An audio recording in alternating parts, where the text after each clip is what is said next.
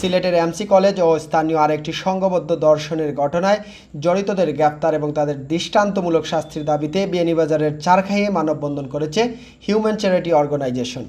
মঙ্গলবার বিকেলে চারখাই বাজারে সংগঠনের উদ্যোগে অনুষ্ঠিত মানববন্ধনে অংশ নেন স্থানীয় এলাকার বিভিন্ন শ্রেণী পেশার মানুষ। এ সময় তারা এমসি কলেজে ধর্ষণের ঘটনায় জড়িতদের শাস্তি নিশ্চিত এবং চারখাই ইউনিয়নের নাটেশ্বর এলাকার রূপনগরে আরেক কিশোরীকে সংঘবদ্ধ ধর্ষণের ঘটনায় জড়িতদের দ্রুত গ্রেপ্তার ও দৃষ্টান্তমূলক শাস্তির দাবি জানান।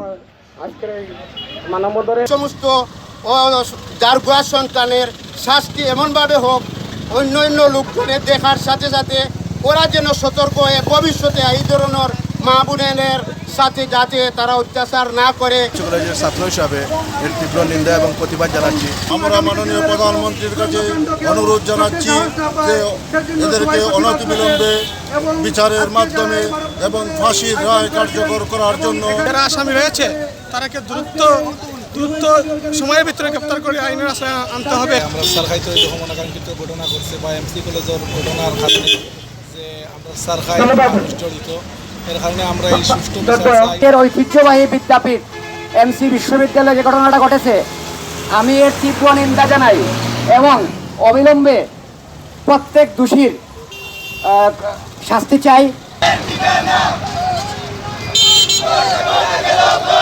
মানববন্ধন শেষে হিউম্যান চ্যারিটি অর্গানাইজেশনের কর্মীরা একই দাবিতে চারখাই বাজারে সিলেট জকিগঞ্জ বিয়ানীবাজার সড়কে বিক্ষোভ করেন। আবু তাহের রাজু, এভিটিভি, বিয়ানীবাজার।